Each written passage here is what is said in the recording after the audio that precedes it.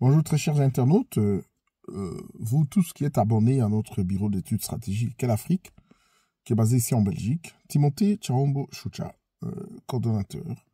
J'aimerais très rapidement vous envoyer cette vidéo. Coupez-la, recoupez et envoyez très rapidement au président de la République démocratique du Congo, faisant fonction des chefs de l'État. Il vous souviendra que je vous avais promis de vous faire une vidéo d'analyse sur Joseph Kabila, président honoraire de la République démocratique du Congo. Mais l'actualité politique fait que je suis obligé, d'envoyer au président ces quelques messages, mais très rapidement. Ça ne prendra pas beaucoup de temps.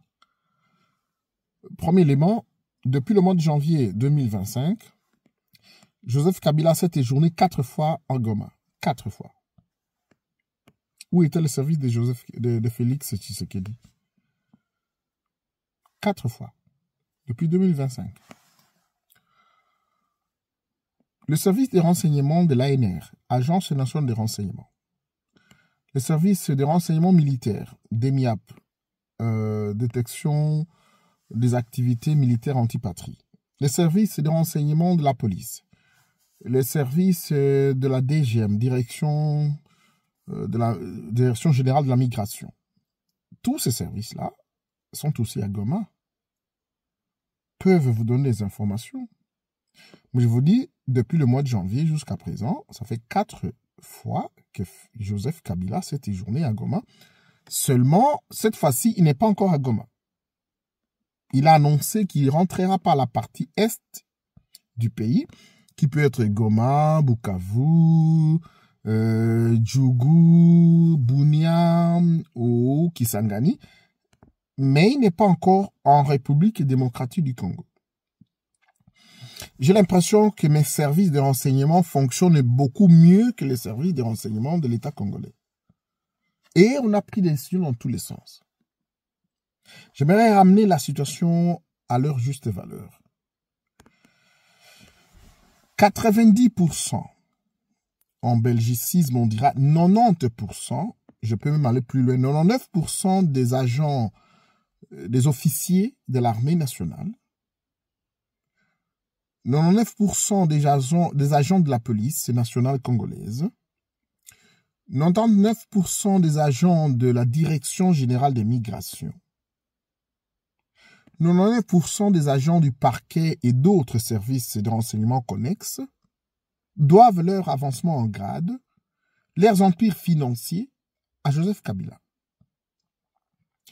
Ce qui fait que Félix Tshisekedi, en s'apprenant comme ça, je ne dis pas sans raison, mais de façon dépourvue, et dans une forme de règlement des comptes à Joseph Kabila, il peut attirer la colère de ceux qui aujourd'hui ont acheté une parcelle, qui ont une ferme, qui peut avoir envoyé ses enfants à l'université. Par le fait que Kabila leur avait placé, ces gens-là peuvent porter un coup dur aux institutions de la République sous la gestion de Félix Tshisekedi et déposer les pouvoirs de Félix Tshisekedi. C'est un premier élément. Nous sommes en 3 minutes 45 secondes. Un autre élément. Si toute chose demeure égale par ailleurs, de quel droit le président Dr Etienne Tshisekedi Wamulumba, président de l'UDPS, parti politique, donc une structure privée, pouvait envoyer des ambassadeurs au Rwanda, en Belgique, en France et partout, des représentants, et même aller dans les zones sous occupation rebelle à l'époque de l'AFDL et même du RCD, passer des troupes en revue comme un chef d'État, ou un chef d'État-major, ou un responsable provincial, un responsable militaire ou civil provincial, et qu'on interdise aujourd'hui à Joseph Kabila, ancien président de la République, qui a commencé ses consultations. Joseph Kabila a reçu quasiment la moitié des opposants de ce pays-là. Et il est basé en Afrique du Sud et en Namibie. Il a des propriétés en Afrique australe et anglophone. Il n'a aucune propriété en Afrique francophone. Ça encore, c'est une information que je vous donne. Parce que j'ai l'impression que les services de renseignement ne font pas un travail que je fais moi-même. Donc, Joseph Kabila pouvait, de par ses entrées dans ce pays-là, influencer sa position par rapport à ce pays-là. Et il a influencé. Parce que si vous regardez bien la position du président du Burundi, il commence à se retirer. L'Afrique du Sud de Ramaphosa se retire. La SADC retire son armée. Et les généraux qui entourent Félix Tshisekedi sont en colère. Alors, quand je dis généraux, il y a des gens qui pensent que c'est le chef d'état-major particulier, c'est le chef d'état-major général. Non. Le général Denis Sassou Nguesso s'est retiré et il n'a plus confiance à Félix Tshisekedi. Le général Lorenzo, le président de l'Angola, n'a plus confiance à Félix Tshisekedi. Le général Kaguta Museveni, président de l'Ouganda, n'a plus confiance en Félix Tshisekedi. Le général de l'Ouganda, Ndayishimiye, le président du Burundi, veut dire Ndayishimiye, n'a plus confiance en Félix Tshisekedi. Le président du Rwanda, naturellement, Paul Kagame, n'a plus confiance en Félix Tshisekedi.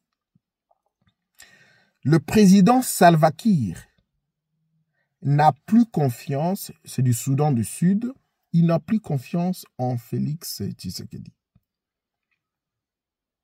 J'arrive à vous faire cette cartographie pour comprendre que si l'officier Joseph Kabila, qui a sillonné tous les pays dont je viens de vous citer, y compris Brazzaville, que vos services ne vous ont pas renseigné, vous êtes en danger en tout moment, messieurs, mais à cause de votre mauvaise gouvernance et de votre incompétence. Je vais évoquer un dernier aspect. Nous sommes à la 7e minute. Bon, Félix Tshisekedi, vous êtes président de la République, vous demeurez en fonction, mauvaise gestion. Mais en géopolitique, c'est des rapports de force qui peut renverser ou inverser la donne.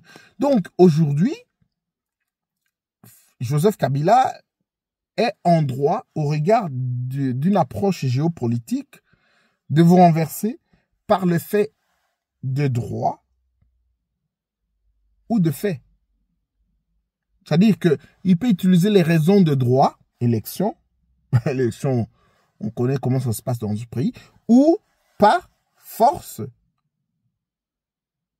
Et il l'emploie comme un officier, il est beaucoup plus par cette approche-là. Je vais aller à un dernier élément pour terminer cette vidéo dont j'ai voulu très courte.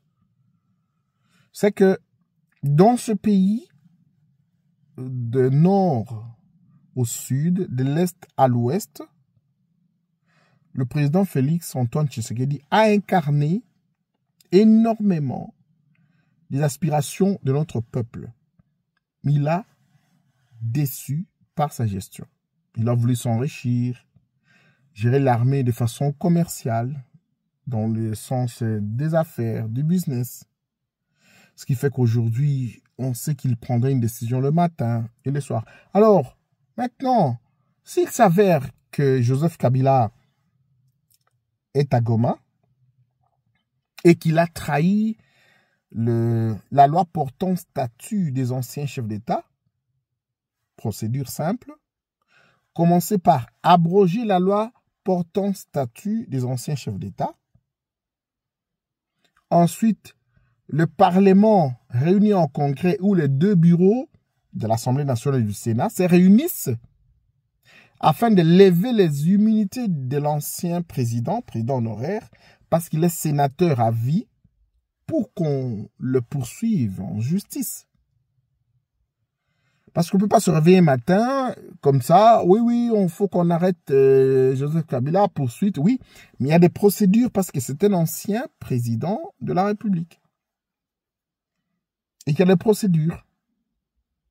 Je vous avais dit la fois passée que Félix Tshisekedi est incapable d'abroger la loi portant statut des anciens chefs d'État.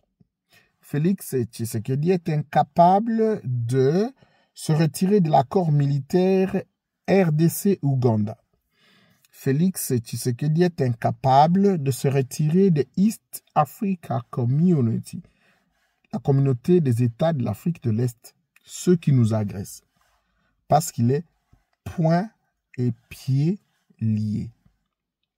Mesdames, Messieurs, petite vidéo de 10-30 secondes. Merci, rendez-vous au prochain numéro.